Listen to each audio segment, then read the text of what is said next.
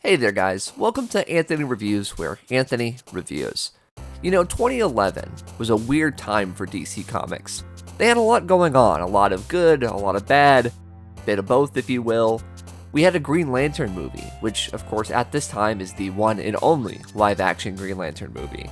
But we also had things like video games, Arkham City, which was a big release for a lot of Batman fans and Rocksteady as a company. We had new cartoons around this time. Young Justice was on Cartoon Network, as well as the start of Green Lantern, the animated series. We also had the promise of a future of The Dark Knight Rises coming the next year, the sort of final chapter of Christopher Nolan's Batman trilogy. Another strange thing, of course, would be the New 52, which still feels like we're feeling the ramifications of it to this very day, in a sense. All that to say that 2011 was a bit of a historical time for them. Not to mention it was also very big on the action figure front. You see, Mattel and DC have been making figures together for years at this point. And it would seem, after a while, DC Universe Classics, their flagship sort of main retail series, could be coming to an end. Along with that year, we also had a major focus on Green Lantern, and as I said before, it didn't seem like that was going to pay off. But another sort of lesser known line that was happening that year was Batman focused. Now I know, it's not exactly rare for a toy company to get the DC license and decide to make a Batman focused brand of anything. However, at this time, Batman hype was really high. So, to capitalize on that, Mattel created a line focused solely on retooling and remaking older figures into new Batman characters, or at least newer versions of them for their toy line. This, of course, is Batman Legacy, and that's what we're going to be talking about today. We're going to be going into the reveals, the figures themselves, the entire history of Batman Legacy from Mattel. One of the more interesting things about this line was how it was sort of rumored online. A lot of images started coming out of sort of digi-bashed versions of possible Batman figures. For those of you who are unaware, digi-bashing is taking pre-existing figures and sort of changing the colors, combining bits, almost like kit bashing, where you take pieces of actual figures and make a new figure, except with digital images, hence the name digi-bashing. So here, we sort of had an idea of what the Batman Legacy line could be, and these rumors actually didn't last too long because they were confirmed at Toy Fair 2011. So at Toy Fair, we got a pretty decent look at what would be the first wave of figures for Batman Legacy, and this kind of showed you what the line would be, a mixture of comic books, video games, and movies just all rolled into one. So instead of focusing on just one aspect of Batman, they truly were embracing the idea of Batman's legacy. Some of the figures that we got our first looks at would be Two-Face and Batman from the Arkham City game. We also got a look at a Nolan version of a sort of begins pre-Batman version of Bruce Wayne, as well as Jim Gordon from the same film. And then in terms of comic books, we have a sort of modern, angry Batman, I guess you could call it, as well as a superpowers Mr. Freeze and a Golden Age Joker. Fast forward a few months and our next big reveals would come from San Diego Comic-Con of the same year. We got our first look at the packaging, which sort of showed off the gray and blue color schemes, depending on if you were going for comic figures, video game figures, or movie figures. We also got first looks at Arkham City Harley Quinn, Arkham City Joker. We also got a look at a sort of exclusive Batman, which was the Arkham City Batman, but with sort of a, I guess you could call it Neil Adams-esque, 70s era blue Batman with the yellow symbol. We also got our first looks at Golden Age Batman, first appearance Batgirl, Catman, and while it wasn't released at the actual convention, we did get our first look at a Arkham City Robin later. Then we fast forward again to what would essentially be the last of the reveals already going into Wave 3. See, this line wasn't exactly expected to last very long, so we got a good look at pretty much all of the figures within the span of just a few months. Kind of exciting. A little different from how they do it today, for sure. At New York Comic Con in 2011, we got looks at a first appearance Batman, as well as a Silver Age Catwoman. We also got looks at an Arkham City Nightwing, which at the time was rumored to be a 2-pack with the Harley Quinn that we saw earlier in the year. We also got our first look at Arkham City Catwoman, as well as a new version of Arkham City Batman, this time in a blue color as opposed to black. We also got a look at a superpower styled Penguin. Now this figure we'll get back to later, but it just sort of felt like with the superpowers Mr. Freeze and the other old school versions of characters, this would probably be in Batman Legacy. But as I said, we'll get back to that. After less than a year of speculation and then later reveals, it would seem that the Batman Legacy toy line was already upon us, which once again is kind of interesting to note, that we had this sort of small, compact little series of Batman figures. Now, of course, part of that is responsible to the sort of retooling that was going on. For those of you who don't know, retooling, or sort of reusing parts, if you will, is when you sort of take parts from a previous figure, combine them, if you will, into other sort of figures, and then you have a whole new figure. And that can be really exemplified with this first figure that we're looking at here, with this sort of modern, angry Batman. Now, this Batman figure is one that we've technically gotten quite a few times. He first appeared way back in the day in the DC Superheroes collection from Mattel, and that we had gotten a blue and gray version as well as a black and gray version. We'd also gotten an all black sort of toy version. It was kind of unique, kind of different. And so for this one, it's that same body that we had seen before with the sort of pouchy belt and everything, except with a far angrier head. Now, this head actually comes from a different Batman altogether, the Sinestro Corps Batman from the DC Universe Classics line. So with that, you do feel like you still get something new. It's obviously still another Batman, a black and gray Batman, but around that time, considering how he looked in the comics, his appearance in the Arkham video games as we keep mentioning, this one definitely felt like it could be used for collectors. Now, that angry head does sort of take away from it being your standard Batman. You do kind of need it to be in an angry Batman setting, I guess, but Batman, he's an angry guy. It's not exactly a stretch of the imagination to imagine him as this angrier version, if you will. So all in all, certainly not a bad pickup if you're just looking for Batman. The next one we had in the line was a Golden Age Joker. Now, it makes sense. If you have a Batman, you probably want to include a Joker. Although, obviously, with this one, it's sort of the opposite ends of the spectrum. While the Batman was extremely modern and extremely 2000s, if you will, this one was going for a Golden Age look. In the face sculpt, in the trench coat, you can tell that this was not your average Joker at the time. Luckily, though, he's still purple, he still has the smile, he still has green hair. It is undeniably Golden Age. However, I don't think anyone would blame you if you tried to put this in with your regular collection. Luckily, Joker's worn a trench coat here and there, so it's not exactly out of the question. Also, Mattel has not really made a lot of Jokers at this point in time. You know, they had made one for the sort of Batman and superheroes line back in the day, and they'd also made one for DC Universe Classics. Then again, that one in black for the Mad Love 2-pack. So for this one to have a slightly different design but still feel like Joker, it is still an option if you were looking to collect different kind of figures. This was a nice thing because obviously if you're collecting Batman figures, if you're collecting DC figures, you're going to need a Joker. So to have this in Wave 1 to kind of give you that option, I think was a pretty good choice.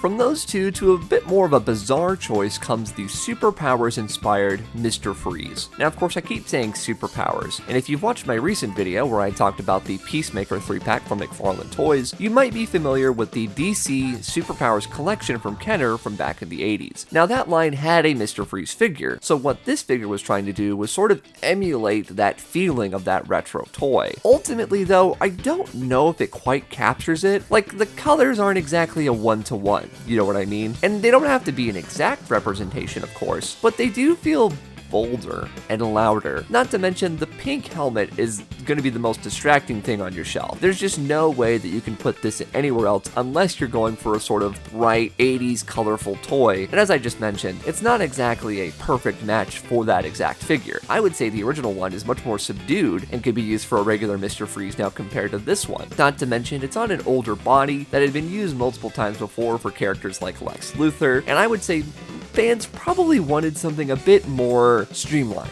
You know, something along the lines of Batman the Animated Series. At least that's how I was certainly feeling at the time. Now, I certainly like this figure for its loud, cartoony nature. It almost feels like something you would see in something like the Batman and Robin toy line for the live-action movie. However, for a toy line that's sort of trying to drive Batman's legacy, I feel like they could have done something different here. But I get it. This is a line about reuse. They used the Mr. Freeze body that they've used a couple times before, so that's what you get. Moving on to the 2-pack figures that we have two different ones for a video game and a movie. For the first one, we'll talk about the video game, that being Batman Arkham City. Now, this one was actually extremely relevant because Arkham City was coming out at the time of these figures' releases. Unlike previous times with Arkham Asylum, DC Direct and Mattel didn't make any Batman Arkham figures. So this one really did feel like they were capitalizing on that, and you can really tell because these are the only ones with new sculpts. This Two-Face is completely unique to this line, and from what I understand was never reused in any way. So this is a unique sculpt for this one figure that exists. And of course we have the Arkham Batman. I will say an interesting thing about these figures is the scale. They are larger than your average Mattel figures, which I don't fully understand. Mattel, across their sort of three versions of comic books, video games, and movies, are all slightly different. Movie figures tend to scale a bit smaller, comic figures sort of floated more on that 6-inch scale, and then you had these, which honestly could fit better with some larger scaled, maybe McFarlane nowadays, which is a little weird. But in terms of the sort of Arkham City Batman, it's an interesting one. It's not super articulated even compared to the other Mattel figures at the time, which, as you may know today, aren't exactly living up to sort of modern standards. But of course, this is then. They shouldn't live up to modern standards now, but you kind of understand what I mean. Even at the time, this figure did feel slightly limited. That being said, there is something about this figure, the sort of interesting proportions, how large he is, the giant cape, that I can't help but find enticing. I don't know what it is. It does feel like a good sort of distilled, toyetic version of the Arkham Batman in a way. You know, he has the texture on the suit to give it that Kevlar feel. He's got a big logo. Once again, I mentioned the cape, the boots, and the gauntlets feel big. It all just feels very toy-ish, and it's a toy, so I can't exactly be mad at that. Moving on to the other 2-pack here, we have a Batman Begins styled set featuring Jim Gordon and a sort of proto-Batman. If you remember, there's a scene in the film in which Batman approaches Jim Gordon to get information, and he doesn't have the whole bat suit yet, he doesn't have the belts figured out, and so he sort of has this ski mask look over what would then become the Batman suit. In its own way, it's pretty cool. We never got any Movie Master figures specifically for Batman Begins. That line didn't start until The Dark Knight. So to go back and retroactively get some of those characters using the Begins body that they did make for The Dark Knight, luckily that suit did appear, so they're able to kind of get that in, is pretty interesting. Not to mention, Nolan Batman with The Dark Knight Rises coming out the next year was absolutely all anyone could talk about. Batman fans, as you say today, we're eating good. Going into Wave 2, we do have a very similar layout when compared to Wave 1. We have 3 different comic book figures, starting off with a first appearance Batgirl. Once again, Batgirl is one of those characters that is extremely popular in the Batman universe. However, she hasn't gotten a lot of figures from Mattel at this time. We had figures that were like the gray and blue figure featured in a 2-pack with Batman back in the superheroes days of Mattel, but in DC Universe Classics, she never got a figure of any of her looks. So to get one featuring that sort of glossy black with the yellow and the blue was really interesting. I feel like Batgirl has had a lot of different designs, and this is one that still holds up to this day. So even though it's a first appearance Batgirl with a design dating back to the 60s, you still could lot it into any Batman display. And unless you had gotten that Batgirl figure previously from way back, was it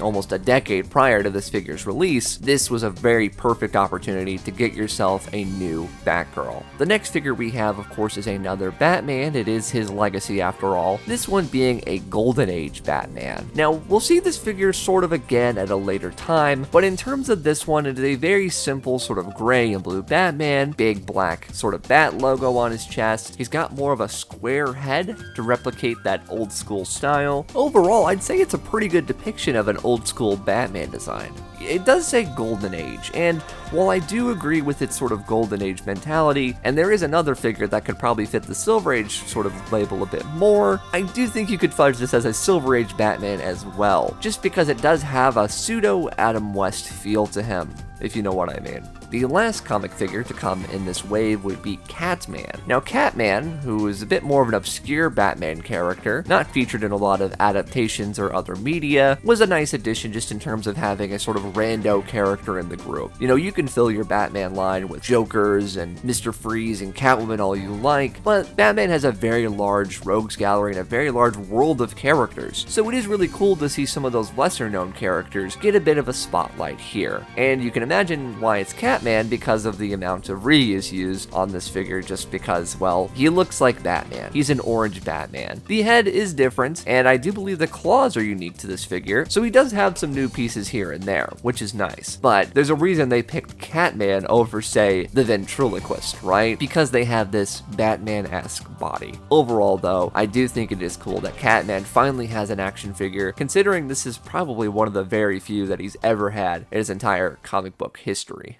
Just like the first wave, we do have two different 2-packs.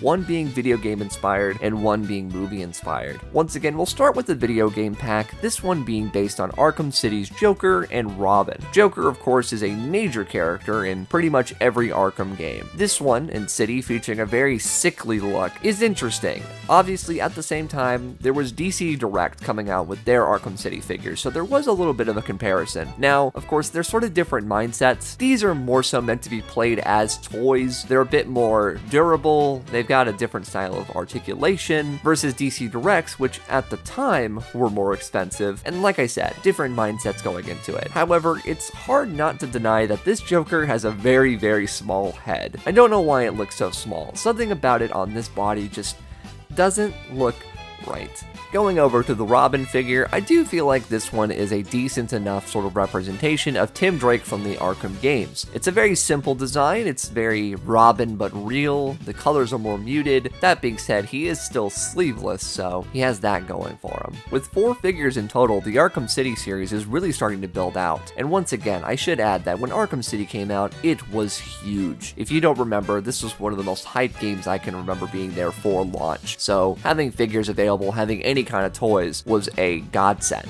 for Batman fans. The following 2-pack goes from Begins to the Dark Knight, featuring a standard Dark Knight Batman as well as a sort of disguised Joker, if you will. This of course comes from the scene of the Dark Knight during the memorial service. Joker is disguised as an honor guard in order to take a shot at Harvey Dent.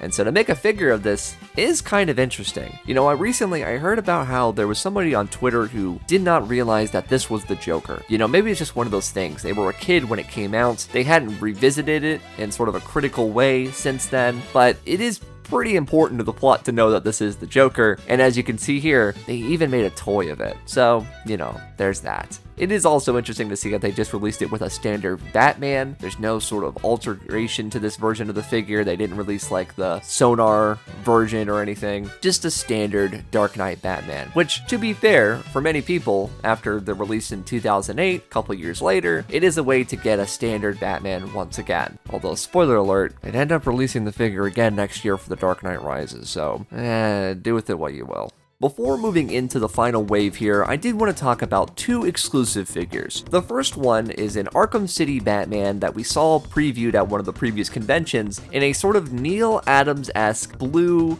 yellow symbol Batman costume. This is interesting. So this one was a Toys R Us exclusive that you actually got when you pre-ordered the game at Toys R Us, which is kind of mind-blowing. If you pre-ordered the game, you would get a whole Batman action figure for free, although in a kind of weird twist of fate, the skin that's featured in Arkham City isn't like this one at all. Once again, this is just sort of a repaint of the already existing Arkham City Batman that they have in the line from a previous 2-pack, although done in this sort of yellow and blue design. But the one in the game is just a straight up, like, smooth, clean version of a Batsuit done in the blue and gray design. So a little weird, a little interesting. However, it is a fun version of the figure and one that I own because I pre-ordered it from Toys R Us. So, as you can imagine, I do have a fondness for this toy just because of how unique and how much I tie it to the Arkham City experience in general. The other exclusive that we're going to talk about is a Kmart exclusive of Golden Age Batman that comes with Bat-Mite. Now, once again, this is where I alluded to before and where this feels very Silver Age to me.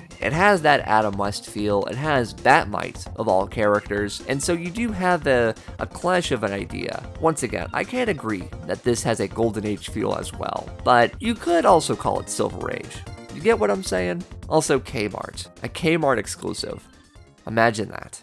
The third and final wave of Batman Legacy would come out the following year in 2012 and does somewhat sort of break the tradition made by the previous two waves. Here we have a first appearance Batman going off of that original Detective Comics appearance. We have the ears that point out, we have the purple gloves, we have this sort of cape that's big and sprawled based off of a particular image of Batman from that first issue. It's great. I think that the first appearance Batman is something that should be done in every toy line, whether it's Mattel, DC Direct, McFarlane. It's just iconic. And it's such a different version of Batman. I feel like after a while they really got into what made it work. Whether you change the color, whether you change the symbol, they all still have a general feel of Batman. But this one feels the most different, and I like it for that. I really, really do. So I'm happy that Mattel, at the tail end of them doing sort of this Batman line, were able to get a Batman figure out that represents Batman right from the beginning. Another figure that we got was, of course, Silver Age Catwoman. Catwoman is another figure where Mattel had done her in the past, but it had been a while. We had gotten a sort of black, modern, sort of catsuit version back in the superheroes days, and we did get a purple variant of that and a 5-pack that was exclusive to Walmart, I believe. But in terms of this, Catwoman features one of her many Silver Age designs. Catwoman is someone that has changed a lot over the years, and so for them to go with this one probably made the most sense. She has the purple with the green cape. It's probably not everyone's favorite version of Catwoman, but it does distinctly feel old school, if you know what I mean, which does coincide with the other Gold and Silver Age versions of characters that have already been released in this line. Following that up, for the first time in this line, excluding the Batman figure we just talked about that was exclusive to Toys R Us, we have Arkham City figures that have been released as single-carded figures. We have Harley Quinn featuring her Arkham City design. This one is pretty faithful to the overall look. It's very, yeah. It's not classic, it's certainly not classic, and I would argue has really influenced how Harley Quinn has come to look over the last decade since Arkham City. It's certainly not a bad look, but it is different. The other single-carded figure that we got from Arkham City was Nightwing. Nightwing going hand in hand with characters like Batman and Robin. This figure does have a somewhat standard Nightwing design, however, it is sort of made realistic, right? We have sort of panel lines and rivets and textures all over the place. Probably won't fit in with your average DC Universe display. However, it is still Nightwing, and he does look appropriate next to the other Arkham City figures. Head's a little bit of a weird shape, you gotta admit. I don't know what it is with these Arkham City figures. Something about the heads. They look a little off. And the final releases to come from Batman Legacy are 2-packs. Sort of the same 2-pack, but a little different. We have Arkham City Catwoman and Arkham City Batman in color and black and white. So for the regular version, we have a fairly nice representation of Arkham City Catwoman. She has her black bodysuit, sort of as I mentioned earlier, that Silver Age Catwoman didn't have, so this one does have if you just need that modern-esque Catwoman. I do like the red on the goggles. Overall, it's a nice look. And we also do feature another use, this being the third use of that Arkham Batman, and a blue and gray, which may not be 100% accurate to the game, but blue and gray, especially around this time, it doesn't feel wrong. You know what I mean? You don't look at this and question why he looks that way. It's appropriate, I would say.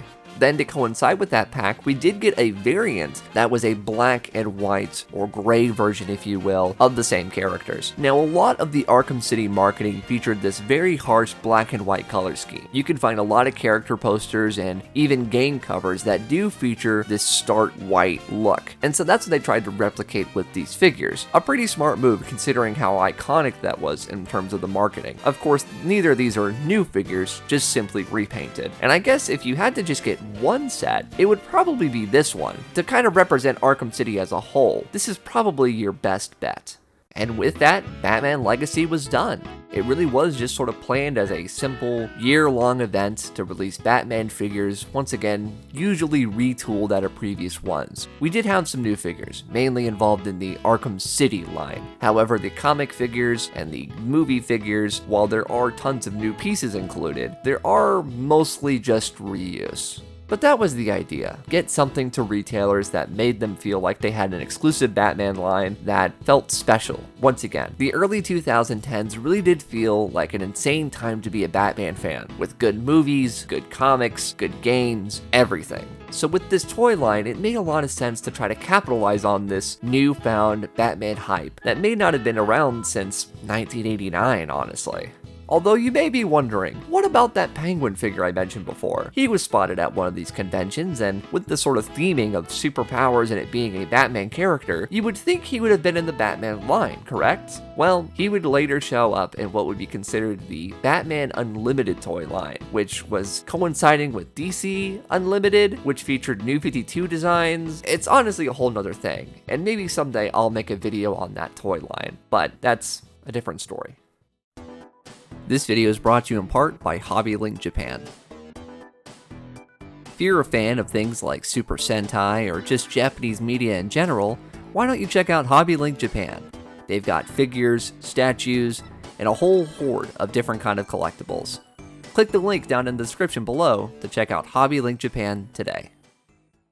So there you guys go. That is the history of Mattel's Batman Legacy line from 2011. Please let me know what you guys think of the video down in the comments below. Of course, if you like these figures, I would love to hear if you have any stories, if you remember buying them, if you have any in your current collection. You know, this really was an informative time for me. I had been a toy collector for a couple years now, and so to be around when they were releasing these iconic versions of Batman characters was really exciting. But of course, feel free to check out some of my other videos. I do have other Batman videos. Last year, I did a video on the DC Multiverse line from Mattel, which, followed this line that we have here. So if you want to, please check out that video. You can follow me at Anthony Lantern on Instagram, Twitter, Letterboxd, and I think that's really it. Thank you guys once again for watching. Take care.